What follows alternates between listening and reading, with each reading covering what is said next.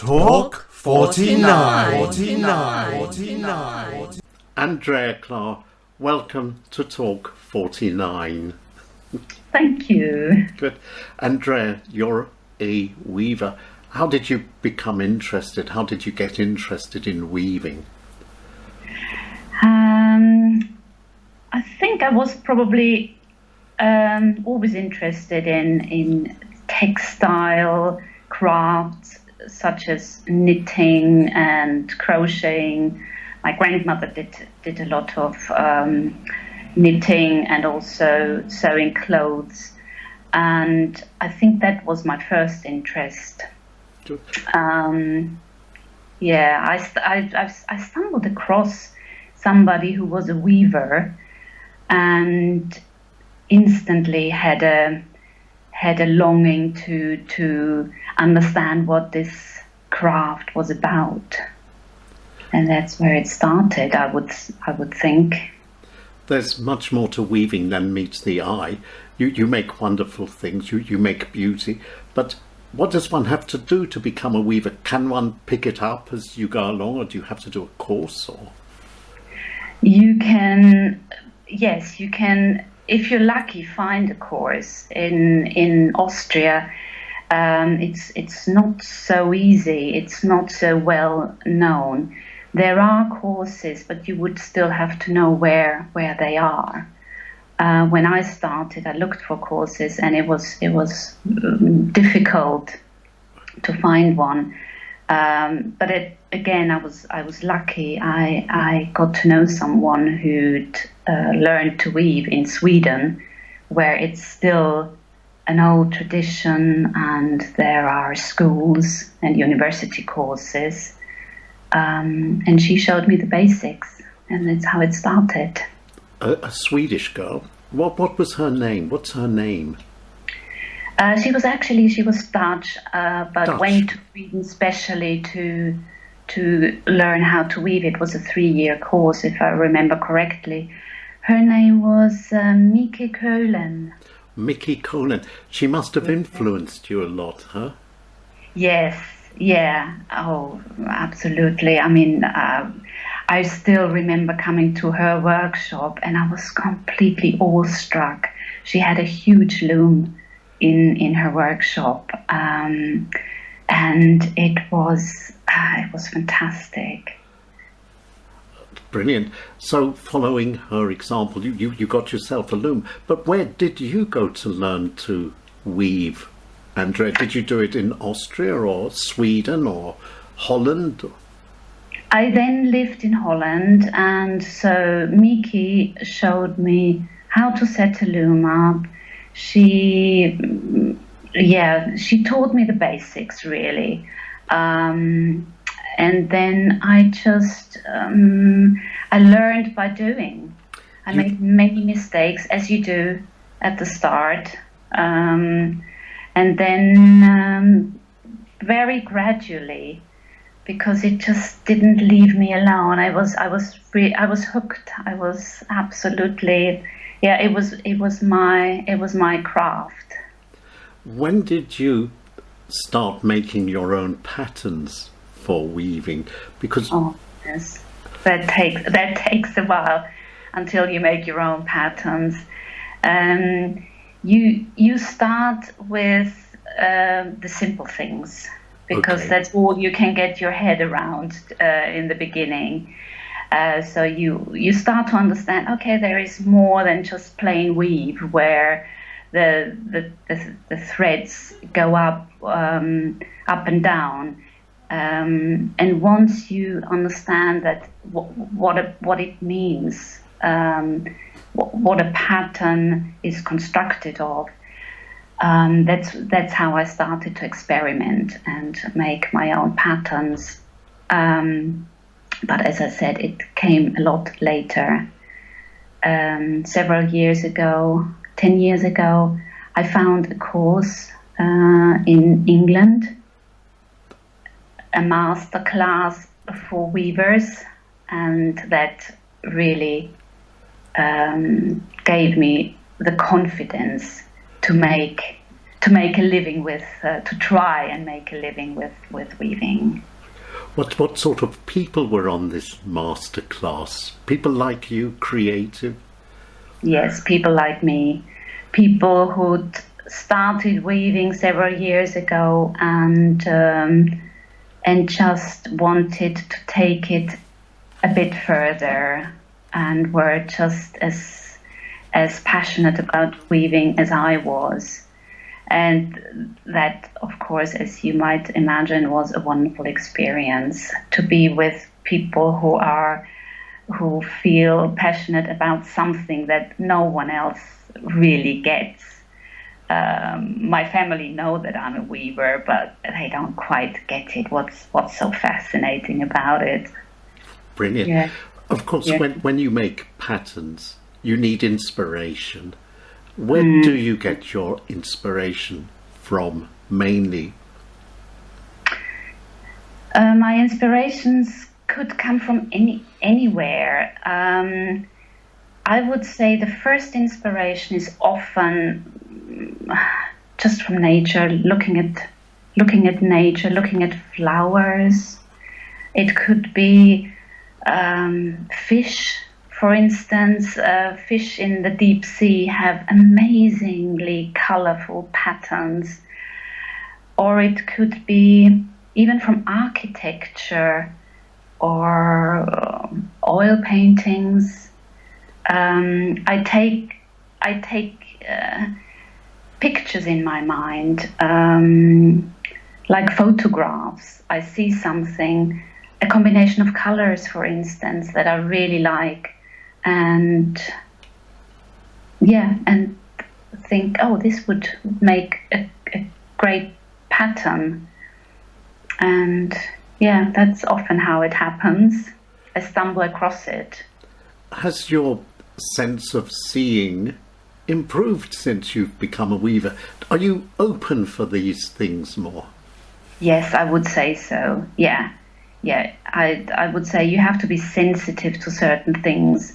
I'm on the lookout for things that intrigue me, and of course, then I instantly know, oh, this is what I was looking for. This is what I've been busy trying to find out how to create a certain unusual twist to a design. Okay. Is it actually converting this picture in your mind, this photograph in your mind, into a great work of beauty? Is this an easy, silly question, is this easy, or does it come naturally? I would say it's not easy, and it is, as you call it, converting it. You need the experience of what is possible on a loom. So you need to understand what technically is possible.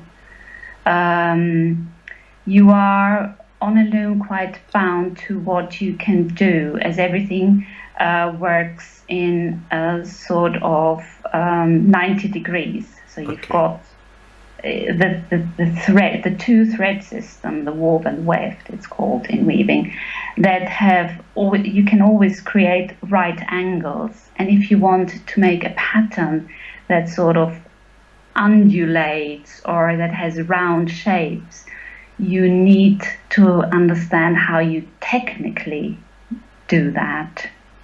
And that is the fascination as well for weaving. How can I achieve what I have in my mind, what I envisage? How can I get there?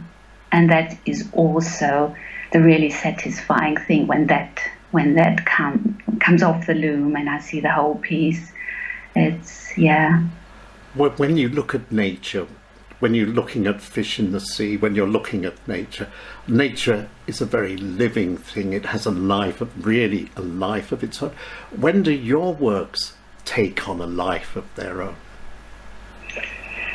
I would say they always do. It's I can only plan so much. It is yet another thing see the whole thing evolve on the loom. For me, it is like a living thing. I get always surprised by what happens. I can never calculate it 100%, especially because I do one-off pieces. I don't do the same thing over and over again. That would feel boring to me. It has to be something that is new to me as well. So yeah, I get surprises and things that really grow in front of my eyes. That is the wonderful thing, I think, about weaving. It's very creative. So these works of beauty you make do have a life of their own. How does it feel giving them away when you're finished, passing them on to the customer? Yes, it is. It is always a little farewell. It took me a long time to feel that my work is good enough and perfect enough. It's never perfect, but it is as beautiful as I would want it to be. And if the customer is, and I see that when I'm at markets, that people fall in love with pieces, it's you give a present. That's what it feels, and so that's why it is really that's what gives me the pleasure and a lot of joy if I see that people are really have fallen in love with something. It's wonderful. That must be the greatest feeling of all. Oh, absolutely. Yes. Are there many young people or people starting this weaving path as well? Yes. So I can see, because I'm interested in what is happening, sort of more globally with weaving. I am aware of very good courses, university grade courses for instance, in England, where my partner's from.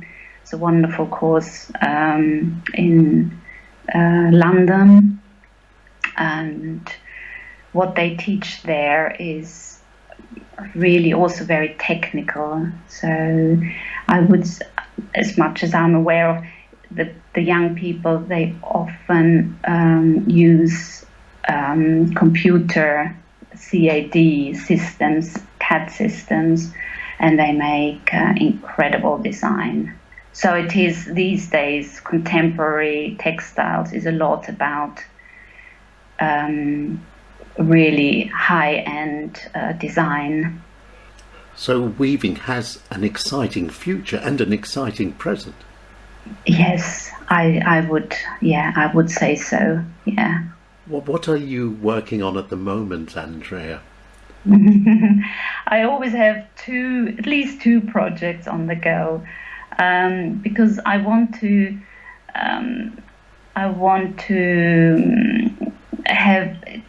make it also interesting for me. I weave different types. I always weave different types. So I do a rug. Okay. And then I have another loom where I do really fine cloth. Wow. And there are two different things, and even two different ways of weaving. The rugs take a very long time, but it is a more hands-on job, because you really have to stretch out, because they're quite wide, stretch out your arms and pull the shuttle through the shed from one end to the other, so it's quite physical, while the other is faster weaving the fine cloth. So yeah, it ticks all the boxes, weaving. It ticks all the boxes. That's an incredible way of putting it. One last quick question, Andrea. Could you imagine doing anything better than weaving?